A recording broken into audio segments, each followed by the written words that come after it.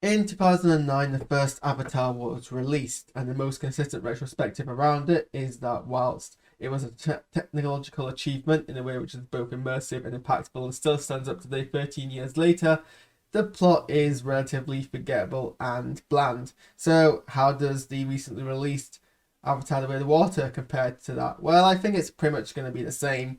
Technologically, for 2022, it is outstanding in pretty much every single way, but the plot is its weak point. Does that matter? Well, let's dig deeper into this. So, yeah, like I said, the film is visually spectacular, definitely immersive, especially if you watch it in 3D. 3D can be very hit and miss and comes down to a lot of personal taste, but also kind of the production. I, for one, will tend to avoid post converted 3D films, whereas if you see a film I feel that's been designed with 3D in mind, it comes across as much better, and this is one of those films. There are a few parts, some motions which looked a bit odd. I can't tell if that was because of the 3D or the high frame rate or a mixture of the both, but for example, when the sky dragons, I can't remember the Navi name for them, flap their wings, it didn't seem to quite come across very well. There are some ghosting um, things, but apart from that, for the most part, I wasn't bothered. I watched the first Avatar before watching the newly released one, or rather, I watched the extended cut of the first Avatar film, which has an extra 20 odd minutes in it for the first time. Um, so I kind of was able to enjoy some of the extra lore. And comparing the two, it does seem that the first Avatar has like aged, but aged very well. Like I watched some of the CGI motion performance capture characters, and they look slightly more rubbery than I remember. But equally, that could just be the fact that I was watching it on a computer monitor in my bedroom rather than a big screen. But either way, I think this film, you know, looks this film replicates that feeling of watching the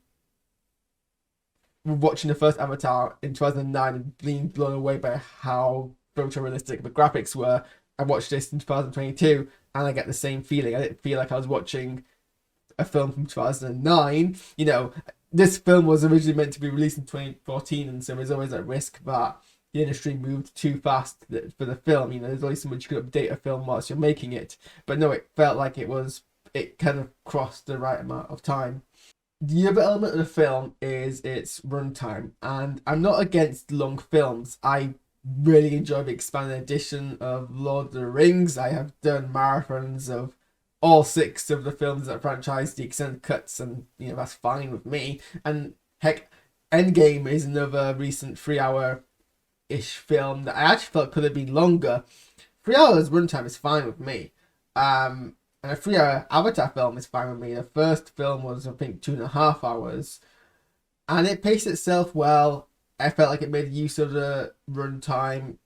This film, just not enough happens, and I think that's probably its weakest element. I felt uneasy and uncomfortable the throughout watching the film, and it was only when on my walk back from home and the day after, that I worked out that unease was impatience. I was just itching for the plot to move on.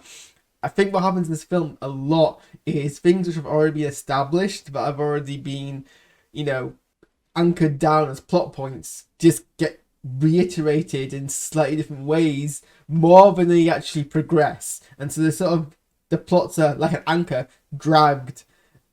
There's going to be more water puns. That was not intended, and the other one was scripted, but also not intended. But hey, enjoy them while they last. So I would describe most of the meat of the plot of this film to be character driven. There is a whole bunch of character driven stuff, and then there's the one actual, I'm going to say, event driven plot, which is actually more like a B story that underlines the film and is an instigating factor for things happening, but isn't what the film seems to want to be about. Because of that, in addition to that, a lot of the character-driven plots and character-driven stories come across as very watered down, pun not intended, but that one's very much scripted. What I mean by that is kind of what I just said. Nothing really changes, nothing really progresses, and the plot, like, the character-driven stuff is more characters telling us how they feel and how they're feeling and the issues they're facing, but we never really see these issues or see these feelings, and they're just kind of, they're not even acknowledged consistently enough. And that's because there's a lot of, maybe that's because a lot of them is going along, or not enough of the everyone's stories is happening enough, if that makes sense. Like, it happens so sporadically throughout the 3 hour runtime that you kind of forget that a character has these issues until they bring them up, but they bring them up again in the way that they've already just brought them up. And an important part of a lot of narratives is conflict. It's one of the kind of core tenets in basic storytelling. And there is conflict in this film, and there is character conflict in the film, but a lot of the character conflict in the film is kind of just told to us, not shown to us. So we start the film with Sully narrating, much like he did in the first film. In the first film, most of the middle portion of his narrations were actually just excerpts from his diegetic log that he keeps in the film, superimposed over the images of the things happening. I'm guessing that means in this film he's narrating because he's just got into the habit of doing so. Although, to be fair, he only ever narrates in this film at the beginning and the end, and as like kind of a bookend. And actually, what we later see is more or less a flashback sequence is the majority of the film. So I guess he kind of keeps the same habits he did in the first film. Through the narrated montage, we get caught up in what's happened in the last decade of Pandora. So this film starts a decade after the last film, more or less, meaning that we've passed real life time that between the two film releases has happened in the Pandora universe. So his family has grown, and we'll cover that in a second. There are some wholesome scenes of him playing with his kids and teaching his kids. This is all we're going to get in terms of what their actual healthy family life is like before the war restarts again, and that's going to be a bit relevant to some of my complaints later on. Side note, there are a lot of clearer shots of baby and child Na'vi in this film. There were some child Na'vi in the last film, but they were only ever seen in kind of very wide shots, so we didn't get any detail. And historically, CGI kids have been more the victims of Uncanny Valley. But this film actually successfully avoids that, and it has the benefit of them not actually being human, so you don't necessarily fall as easily into the trap of Uncanny Valley. But even then, I think there was a risk, and to the credit of the visual artists, they actually avoid that and actually make the Na'vi babies and children look relatively cute. During this montage, Sully comments that he becomes fluent enough in Na'vi that he actually hears it inside his head as English. So when people around him are talking Na'vi, he understands it fluently enough that in his brain it's just like same as English to him. And then in the actual montage, as soon as he says this line, the dialogue that's happening in the background cuts abruptly from, not mid-sentence, but cuts abruptly from Na'vi, or I think it's mid-sentence, from Na'vi into English to kind of cement that point. And it's a clever way of having to avoid most of the cast in the film speaking in the conlag, that's constructed language, because there's less human to Na'vi interaction.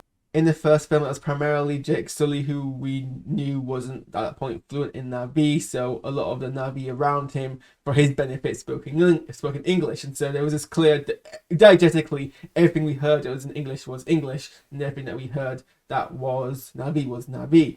In this film, a lot of people who are communicating with each other are all fluent in Na'vi, and so if it was all diegetic, a vast majority of the film would be subtitled Na'vi, and I can see why we didn't want to do that.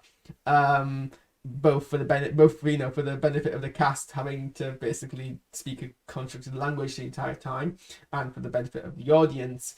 But also, I can't help but be a tiny bit disappointed. Like, what's the point of having a decade's worth of world building, which, bear in mind, the first Avatar film was like a decade of world building behind it, and then you had another decade for this film. And then you've got someone like perfectionist like Cameron. You'd expect him to kind of be all down for forcing his cast to speak in a constructed language the entire time. So it's a bit confusing because it's not actually clear when they're speaking Na'vi, when they're speaking English, because the film isn't consistent. There are times when everyone is speaking, we're hearing English and it's clear it's meant to be Na'vi, but we're hearing English and it's not clear it's meant to be Na'vi or English, or they're speaking Na'vi and subtitled, and you're like, well, why are they doing that when it was established before? It's not entirely confusing. You can pick up on contextual cues. It's just really inconsistent, and bit annoying, the inconsistency, but maybe it's just more me as a perfectionist and as someone who really likes consistency in, well, things in general. So towards the end of this decade-long montage, the humans return. I've seen people comment, and it's something which kind of also bugged me. I mean, the humans returning is narratively inevitable and also realistically inevitable. I mean, it's a fact of life that, if you're gonna, I mean, I wouldn't for 1 second believe that one failed. The Na'vi throwing humans off the planet was the humans gonna be like, well, that was our one chance. We're gonna just leave them alone now. They're always gonna come back. That's just the way the cycle of war and violence and invasion works. So it's kind of realistic in that sense. And narratively, it was inevitable. But I think the fact that it happened so early in the montage, and with kind of very abruptly as well, after the fact that the last film ends with them leaving quite late on, and so we don't really see much of their lives outside of the human Navi conflict. It seems a lot like, oh, they've left and now they've come back almost straight away, even though it has been a decade both outside of the film and inside the film. The way they land on the planet as well is really destructive, and it comes across as kind of excessive and egregious. And don't get me wrong, humans are evil in both in real life and in the film. These are, human colonists who don't care about the native life because it gets in the way of their own capitalistic goals. Then I'm not going to sympathize and say, beyond any delusion they're not evil. But there's a danger of making good and evil very black and white concepts, because it means that then you confuse. You ignore the evil in people who come across as kind, or you ignore the evil in people who have good aspects to them, and you're like, oh, well, they can't be evil because they do good. And what the first film did, whether it did it well or not isn't a matter, but what it did is it showed the kind of scales of good and evil. And I think, Parker Selfridge, as the boss of the company was, or boss of that kind of operation, was a good example. I mean, he cares about profit. He's a capitalist and a CEO of whatever his job title was of a company. He's not, a good person, but he had these, aspects of wanting to try the peaceful resolutions first, being, not entirely heartless compared to someone like Quadrich. Even if his whole reason behind that was it's bad PR to go the violent route first, at the very least, he had that kind of scale to him.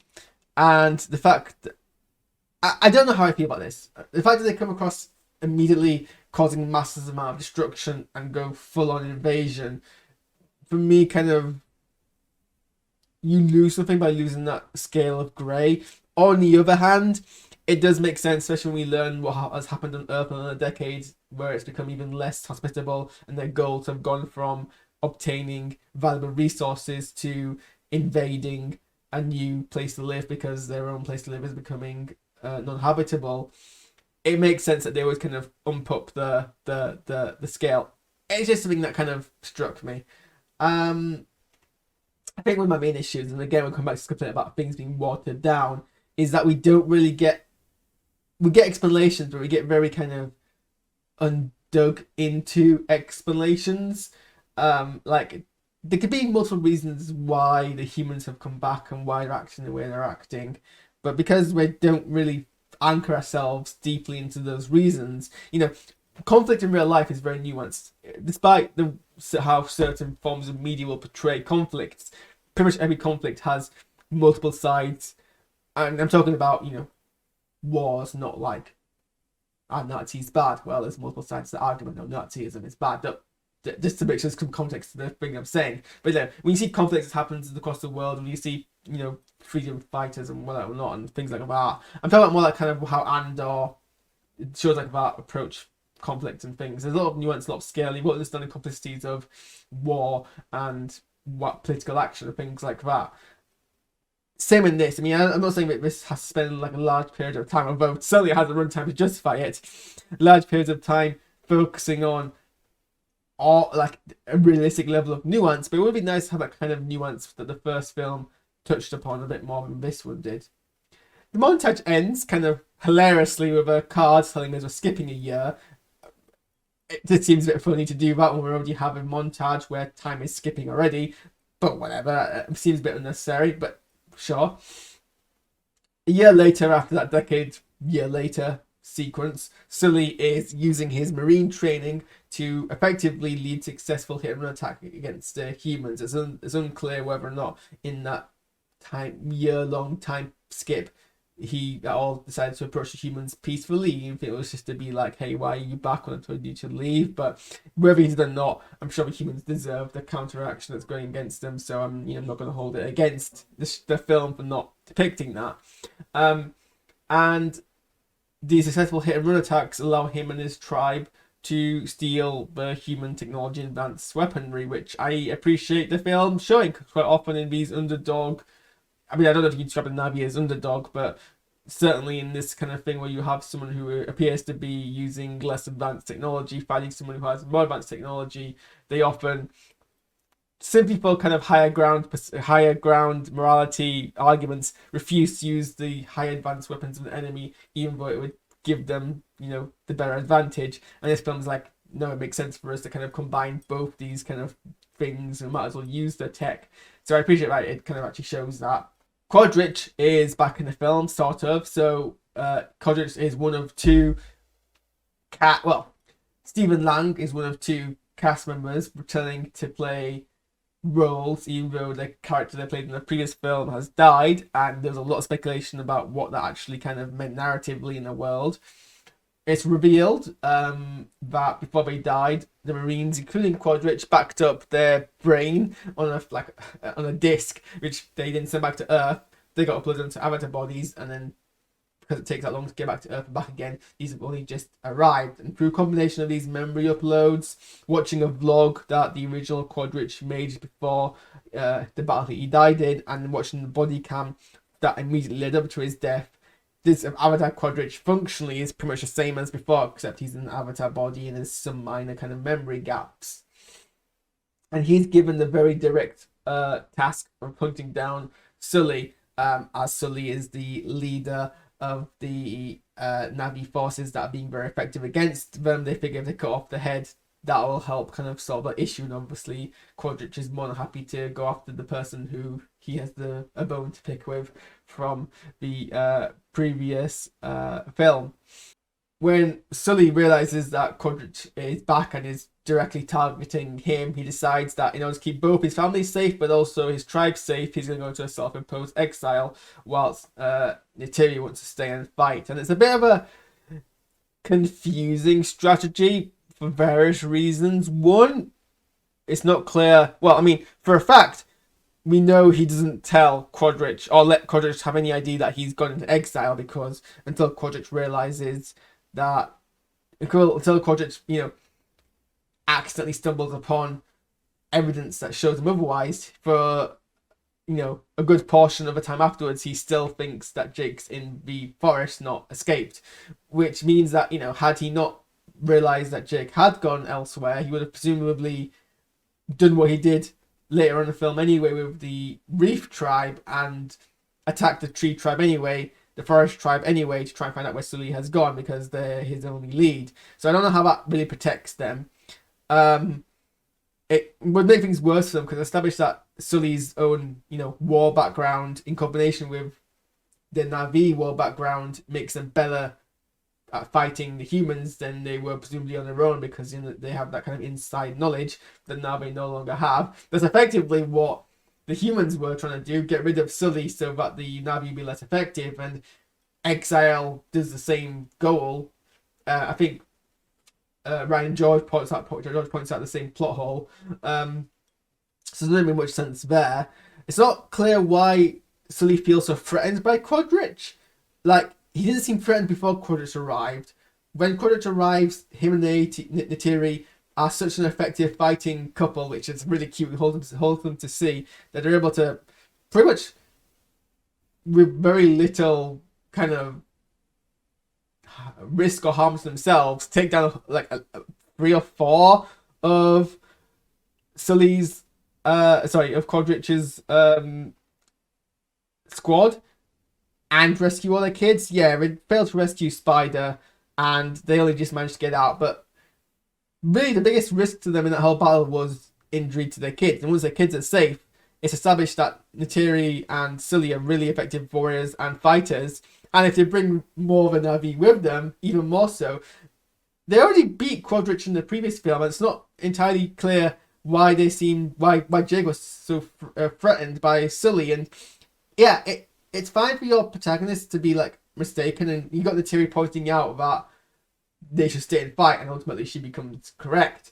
But it's confusing as to why Sully feels this way. And just skip ahead a bit, when Quadrich realizes that Sully's going to hide in the Reef People, he then goes after the Reef People and starts doing what Sully was afraid that he was going to do to the Forest Tribe.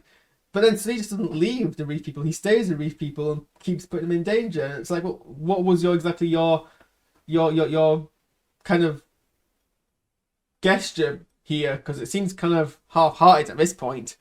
Also, it's more defensible for him to be with the Forest People. It's a place he knows well. It's established that once he goes to the Reef People, loads of his skills don't mean anything because he has to learn a whole bunch of new skills that are more relevant to using, being a Navi, being a sea Navi. He has more of the trust and more of a bond and a kinship with the Forest Tribe, who all trust him and will like follow his lead. It seems like he'd be safer there, and everyone else would be safer there for him being there. But whatever, they go into exile. Sully renounces his leadership and gives it to another Navi who we've never seen before and never will again. And this kickstarts the main bulk of the plot. And basically the focus after this point until he comes into contact with Quadrich at the end, it's going to be the character-driven stuff. So let's buckle in, and I'll take a deep breath as we kind of deal with this kind of stuff. So I've already dealt with Sully's whole arc, which is his conflict of, should I face this unstoppable evil, which isn't unstoppable, or should I hide from it? The thing is, that theme kind of disappears as soon as we go to the Reef Tribe. Sully's entire role in the film takes a back seat to his children, which, to be fair, isn't actually the issue. And the fact that I actually kind of enjoy the fact that we're, there's obviously a massive franchise of long-running films. It's nice that we're kind of exploring the characters and letting them take the limelight instead of Sully, who we've obviously known more clearly up to this point anyway. So I don't mind him taking the back seat. I'm not like attached to him following his personal story. It's just that he completely disappears from the plot. He only really appears almost exclusively until the end of the film, just to tell off his kids whenever his kids do something wrong, which happens a lot. But that's like his only role. He becomes very much a background character, supporting cast member with one role. He has one of a scene, I think pretty much one of a scene, where he learns how to fly their version of the dragons, which is basically giant flying fish. And that's pretty much only thing until the kind of finale of the film. The Nateri is even worse. She just disappears even more so, which is really disappointing. Because I'm actually looking forward to, and I said it in one of my trailer reactions, having her take more of the limelight and maybe being more of a driving force in this film. Even though we get one scene of Sully learning some new skills that he's going to need at the Reef, Nateri is absolutely nothing. Like, she really appears in scenes that Sully's already in when he's telling off his kids, and she's also there to either tell off the kids and then talk to Sully about what's just happened. It's not really clear what she's doing most of the time. It's kind of disappearing, and she disappears for so much of the film. The film more prominently follows the 5 kids that Sully and Nateri have, and they all have their own stories, but again, nothing much happens in it. Collectively, they drive a lot of the plot with their almost clockwork ability to be either captured by the enemy or otherwise get in some sort of trouble. It's honestly surprising how much they get rescued, then only to be almost immediately captured again. It's like a drinking game. If you watch the film, there's about 4 or 5 times that Quadrich holds them hostage, says that he'll execute them if Sully doesn't surrender, and then Sully doesn't surrender. He doesn't follow through with the threat to execute them. They escape, he captures them again, and it just keeps going on and on. And every situation he holds them hostage, he's always in a position where he could easily be taken out by a good shot by an arrow or a bullet to his head, and so could everyone else around him before he's, he's not really in a position that's that defensible or secure for him. It's not really much of a hostage kind of situation, to be honest. But that's kind of what happens. But yeah, it's the kids get captured so often that one of them even complains that they can't believe they've been captured so quickly after they just got released. And I'm like, yeah, I mean, me neither. So the first child, the eldest, is Nateem, and he's probably actually one of the least troublesome of them all, in that he actually seems to be the one who follows what his dad wants him to do most of the time. But his issue is that he's expected to keep his youngest sibling safe and watch over them. But every time he tries to stop his younger brother from getting into trouble, his younger brother completely ignores him, trying to stop him, and he just decides to go with him anyway. I mean, he decides to go with him to keep him out of any more trouble, or at least keep him as safe as he can keep him. But this happens so many times that it's literally his defining feature. It's the same beat every time it happens until he becomes eventually the only one of the kids who dies, trying to rescue some of his siblings for the 100th time, and then he gets shot, and that's pretty much his only like story element. Really has I don't really know much about it. Like, he never expresses any kind of anything else really. We don't know much about his personality other than he's the oldest brother. So it's hard to really feel sad over his death. I mean, don't get me wrong, I can understand the parent pain that Sully and Neytiri feel over losing their firstborn. I'm sure that's like devastating. I, as the audience member, can't really be that bothered. The middle child is Loak, and his entire deal is basically he has middle child syndrome. But this is only ever told to us, not shown to us. Like I mentioned earlier, we have a brief couple of scenes in the montage that show their family life before the war started, and they seem pretty happy. They are playing. There's no reason to suspect that Sully's unreasonably overbearing father. And when the war does start and they do get into trouble, when Sully's equally hard on everyone who gets into trouble, or like the two who should be the most responsible for it, which are the two oldest brothers. And the way they get into trouble is they're disobeying direct orders on an active war front from their father, who is not only their father but also their commander-in-chief, effectively, by being the chief of the tribe. And he's more than reasonable in telling them off. He just tells them off and tells them they're grounded, which is pretty much what he would do to anyone who disobeyed his order and potentially got themselves in life-threatening situations. I think that's perfectly reasonable in an active war zone. I don't see Sully, being anything but actually a very reasonable father in the context of what we see in the film. Maybe he is unreasonable outside of that, but we've never shown it. And I'm not saying that, it's impossible for a kid to be insecure in a happy and positive family dynamic. Of course, it's possible to have these insecurities and have mental, not feel completely mentally well or safe, even if the environment you're in is better than it could be worse, But we're never shown him in the context of the narrative. We're never really shown any of the things he complains about. He complains about being alone, but he's always with his family, and no one else is like surrounded by like friends. We only ever see them hang out as a family. We never, so we got no reason to assume that everyone else is like in a different situation than he is. He complains about being expected to live up to like his father or his brother, but like it's not as if we ever get a line, "Oh, why are you not more like your brother? Why are you not like me?" He just tells him off for quite rightfully getting himself into trouble and disobeying orders. But whatever, he seems to think he's alone, and it drives him to form a bond with a whale who is actually outcast for considerably more real and also interesting reasons. Basically, these whales that are in a film are extremely sapient, extremely emotional, aware creatures, and they form like a one-on-one bond with another Navi of the Reef tribe, and that's like a lifelong bond until one of them dies. And they're also extreme pacifists. They won't do anything violent, even if it's to defend themselves. This one space whale, does something violent to defend himself and to get revenge on his mother's death, and because of that he's outcast. And that's a very interesting concept. Pacifism to the point of not defending yourself, and it's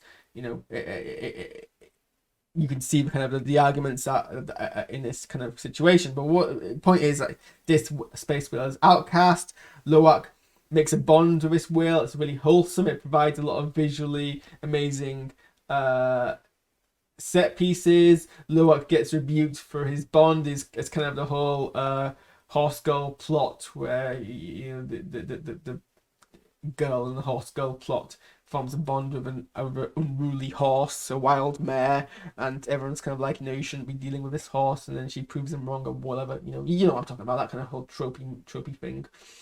And eventually he gets proven right, I guess, when the whale comes to save them at the end, and there's, I guess, some closure to that arc.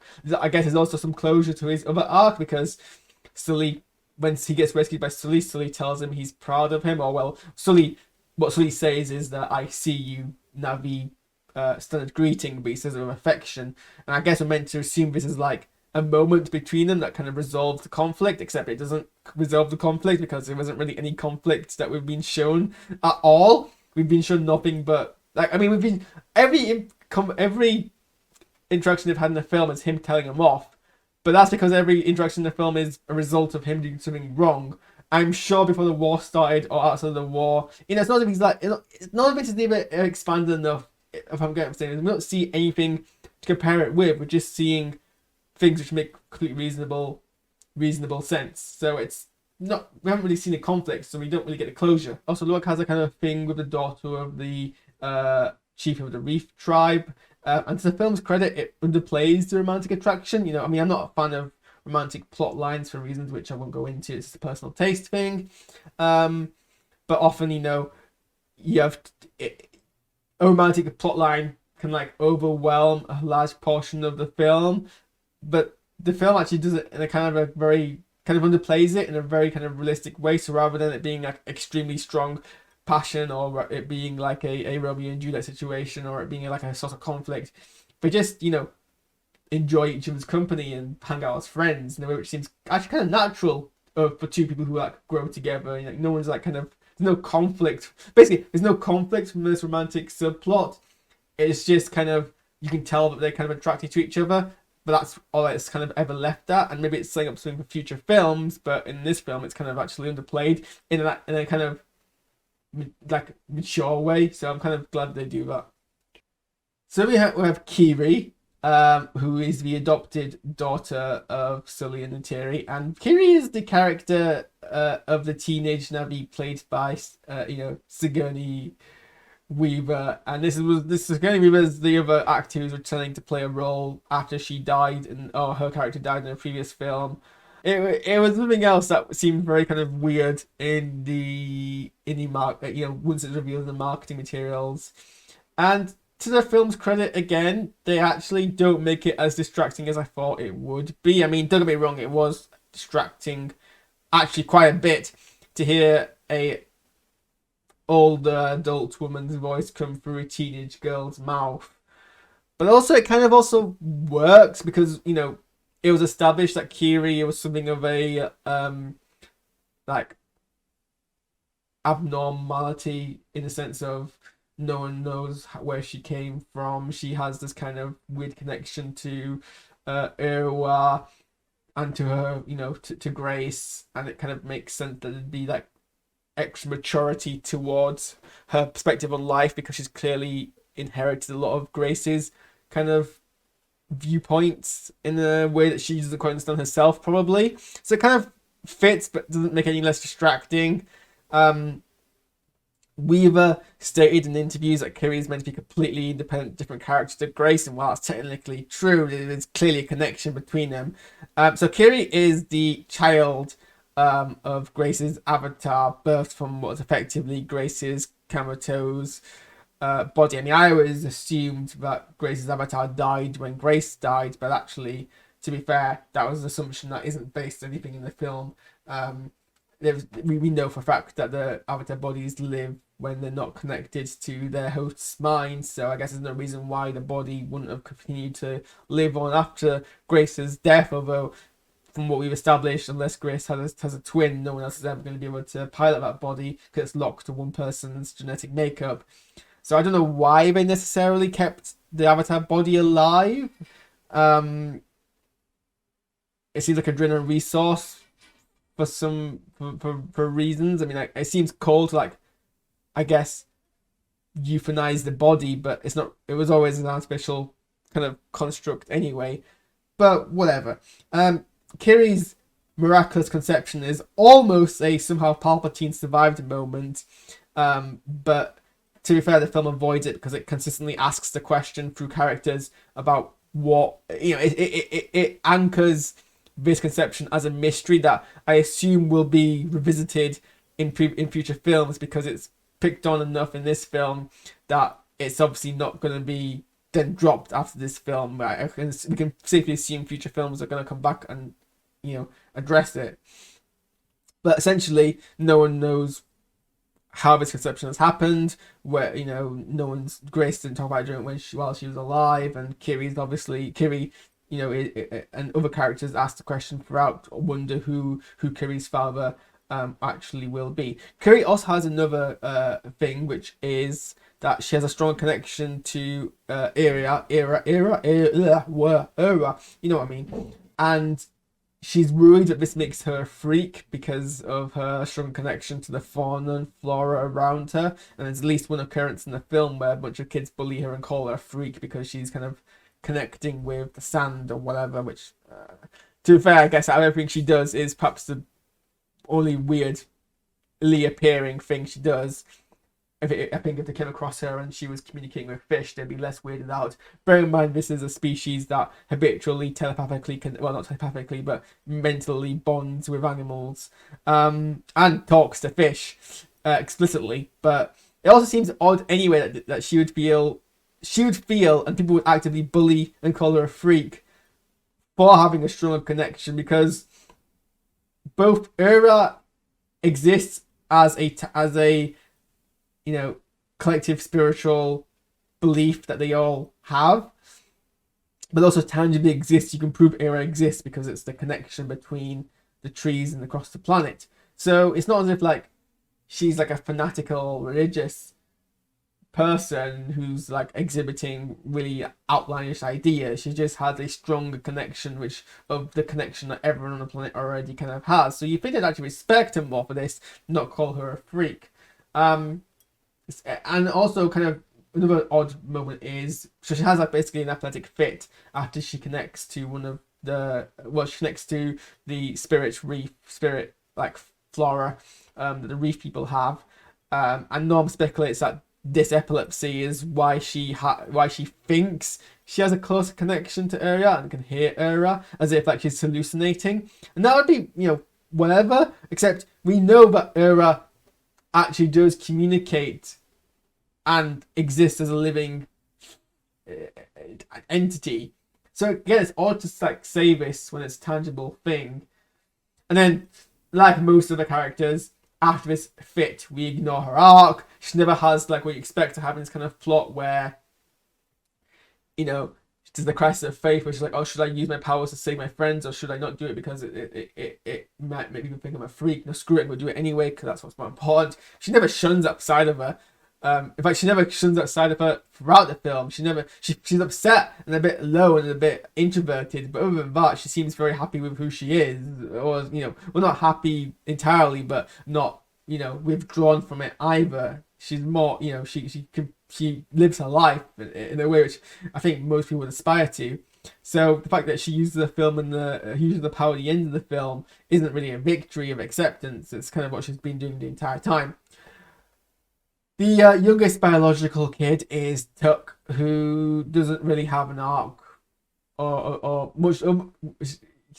Tuck's kind of like the opposite of the eldest kid, in that Tuck's whole thing is just the youngest kid there, the one to be the most vulnerable. They're not really like a liability, so to speak. They're just as vulnerable as you expect the youngest child of a family to be. But for some reason, the other kids continuously bring her with them into areas of danger, and so she has to be in this other thing that they rescue.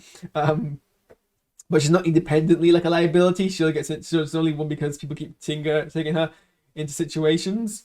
Then we have Spider, who is a human child who is left behind from the events of the first film because children can't go into cryosleep, so he couldn't go back to Earth. And it's revealed pretty early on in the first act that he's actually Quadrich's son. No suggestion who the mother is.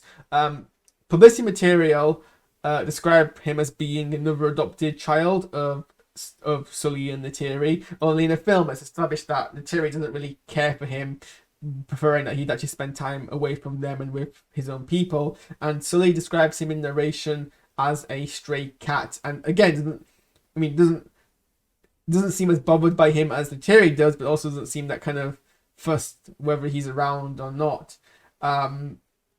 So even though publicity described him as an adopted human child, he kind of is more the orphan friend. Like they do actively hurt him, but we'll get to that in a second. He hangs out with the kids a lot, so he's more like just part of their crew, part of their gang, rather than part of the family. And he does hang out with the humans a whole bunch, or at least as much as the other Na'vi do. So he's not like an isolated, jungle boy figure. He's not like Tarzan. Well, or at least you think he wouldn't be because he has access to human civilization. He's not like Mowgli, or at least he shouldn't be. I'm saying the exact same sentence twice. Ignore me there, or don't. Whatever. I'm not going to live your life. I'm not your mom. But for some reason, he first acts like a Na'vi, wearing a loincloth and assuming the mannerisms. And I guess also, to be fair, I think between the two species, it probably would be more like Na'vi anyway. But anyway, he gets captured in the first act and spends the majority of the rest of the film with his father, and that's kind of their joint character-driven plot. Spider and Quadrich interact with each other. Quadrich says to Spider after he's captured that he doesn't think they have a connection. He knows that Spider is Quadrich's son, but he doesn't identify as being Quadrich. He's just Quadrich's membrane and avatar body. And so he says to Spider, between you and me, we're nothing. We're just two people. It's unclear at this point if Quadrich believes this or if he's just saying this because he knows that's what Spider wants to kind of hear from him. Because he knows that Spider will reject full-on affection. It's unclear at this point. It's probably the most interesting character-driven plot in this film, but it's still really watered down because it doesn't really progress the same way that none of the other kind of plots progress. Spider, despite himself, seems to enjoy teaching Quadrich about Na'vi life, and I guess bonds kind of to Quadrich that way. And Quadrich doesn't really change. He still acts the same kind of villainous, arrogant way. He goes to Na'vi settlements and burns their houses and threatens them at gunpoint to give up Sully. And this obviously upsets Spider, but Spider doesn't then become more repulsed by Quadrich, or maybe he does, but it's not really clear or shown. There's a conflict here, but there's no telegraphed progression. Spider also has this other kind of another interesting thing that we could explore but isn't actually explored, where he gets glimpses of Neytiri acting viciously. Like the first time is when he watches a video recording of the original Quadrich's death and he sees that Neytiri did it, and we linger on Spider's face as he watches this, so we're meant to assume that it's having an impact on him, although whether this is a direction thing or an actor thing, it's not really telegraphed what that impact is. And then later on in the film, towards the finale, he sees from behind cover where he's hiding. Neytiri takes down like a whole squad of humans, and as she does so, she's like acting very animalistically and very viciously and very ferally. And there seems to be some slight concern on Spider's face, as if like this is the first time he's seen his face, this side of her, and he's scared. But then it never comes up again. He actually then very soon afterwards is held hostage by Neytiri when Quadrich holds Kiri with a knife to her throat and threatens to kill her if Sully doesn't surrender. Neytiri then threatens to kill Spider if Quadrich doesn't stand down and let go of his knife. And when Quadrich refuses, making the same argument that he has no blood connection to Spider in his avatar body, Neytiri actually then cuts Spider, not deeply, but does cut him across his chest, and then looks like she's about to stab him, and that's when Kodrich yields and drops his knife, or lifts his knife off of Kiri's neck, revealing that Kodrich, for his part, does care about Spider's life.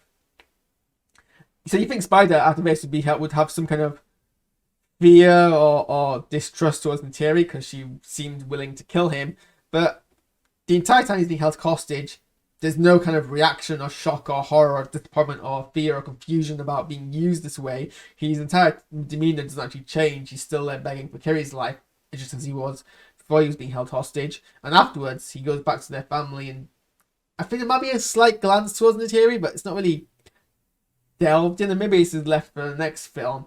But it's unclear what is kind of like what his attitude towards Neytiri is, or why he's even surprised. I mean, I get why he would be surprised if Neytiri held him hostage, but he doesn't seem like, I don't know why he'd be surprised about Neytiri acting viciously against the humans who had just killed her son.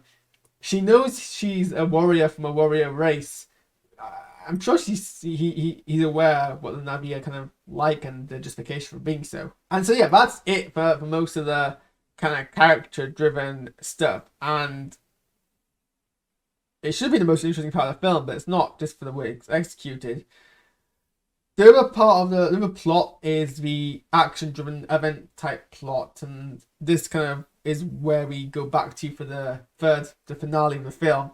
After going into all the effort of going into hiding, Sully gives away his hiding spot when he gets Norm and Max fly over to give him medical assistance after Kiri has her epileptic fit, and the flight of the presumably only other, the only unregistered aircraft that isn't under the human control flying about obviously attracts human attention. If it's something that Sully really should know about, you'd think he should know that them flying a helicopter or an aircraft to them would reveal where his location is. And despite that, and despite his whole motivation for going into hiding is to protect his family but also his own tribe, he then sticks around, and as a consequence, innocent Na'vi get hurt, have their villages destroyed, have their animals killed.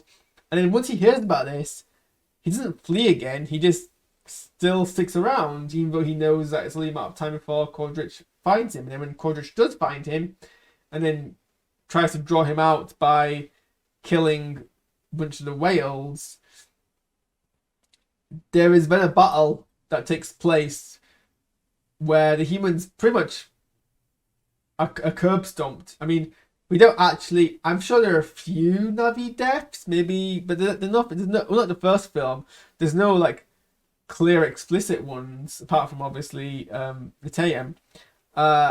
It seems for the most part the Na'vi are actually quite effective against the humans, kill vast majority of them with a lot of ease and little to no losses on their side, which makes you then wonder why Sully was so afraid to face them in the first place when they were so effective against them. Really, the most of the conflicts of the third act and most of the tension of the third act is a tense but kind of hilarious comedy of errors where the kids get rescued, captured, captured. Honestly, there's so many people getting cuffed in this film and then cuffed again. I'm surprised that didn't end up at the end of the film looking like they'd been to, like, you know how a lot of university and older teenagers tend to leave on like festival wristbands on their arms, which is really unhygienic. Don't do that if you do that. Sorry to call you out like this, but do you know how much bacteria that thing holds?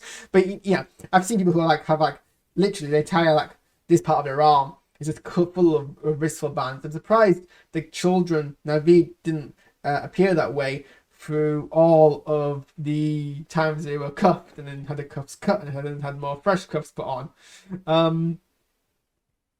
But yeah, eventually they rescue the kids. They're about to all leave. Kodrich is like, if you leave now, I'm just come after you. So either you come kill me or, I'm going to come after you.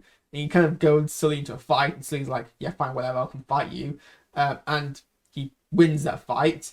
The ship capsizes and starts to sink, and we get, if you'd forgotten, you get reminded this is a James Cameron film because we get a lot of shots which as that's very reminiscent of films like Titanic, and I've not seen it, but I assume the abyss of a sinking ship and water bursting through, being trapped in areas and almost drowning. It's a James Cameron film, so I guess that was inevitable. Sully beats Kodrich, leaves him to drown. Loak helps him escape, while Kiri helps Neytiri and Tuk to escape. Spider then saves Kodrich's life, which again, it was, I think, actually probably the only real like massive character change, that he goes from not caring about his father to not being able to let him die, but then he rejects Kodrich's plea for him to come back with him and goes to join the Na'vi instead. And I wonder how Sully might feel that the person he, when the only threat to his family has now been saved by Spider, if Spider ever actually tells him about that. They bury their dead son. Sully tells the chief pretty reasonably that he's going to move on from their clan, because if he stays around, he's just going to keep him in danger. The chief actually then says, no, you're one of us now. And Sully resolves to stop running from his problems. I'm like, okay, yeah, I mean, I understand why you've come to that conclusion, because, I mean, I'm confused why you didn't always realize that was the case. But equally, would it not make more sense then to come back to your own forest where you have the advantage? But whatever. I think one of the issues with this film is, despite Cameron's insistence to the contrary, I think one of the issues with this film is, despite Cameron's insistence to the contrary, it does come across as being part one of a multi-part story of sequels. Cameron said in interviews that each of the films was going to be self-contained. The themes would carry on and some of the kind of plots would carry on, but each film was going to be self-contained. This film doesn't feel self-contained at all. It feels like we set up a lot of character stuff that is never resolved, isn't even progressed or developed sufficiently enough for a single film. If you tell me this is part A of a longer story, then it would make sense. Then this feels like the first act of everyone's story arcs, and only their first act of their story arcs. It doesn't feel like the 2, 3, or 4th act if using a 4-act structure. The first film was self-contained, and comparing that to this film isn't self-contained at all. I don't really feel like we got a complete or satisfying story.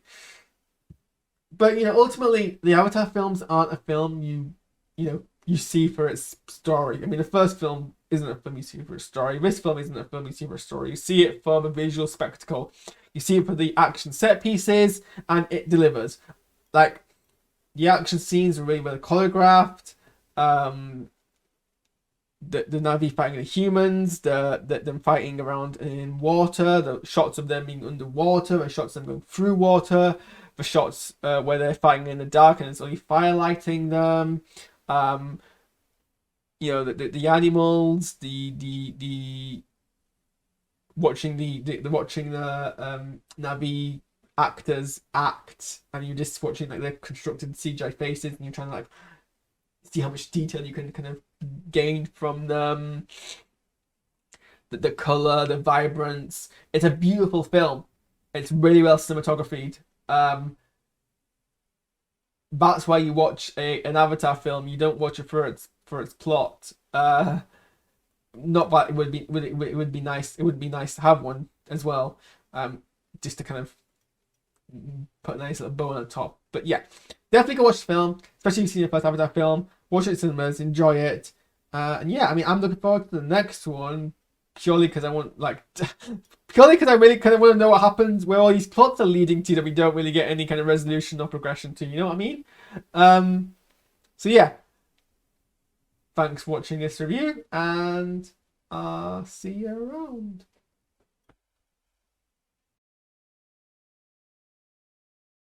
In the way that they've already just brought them up, and when keep moving. No, keep moving.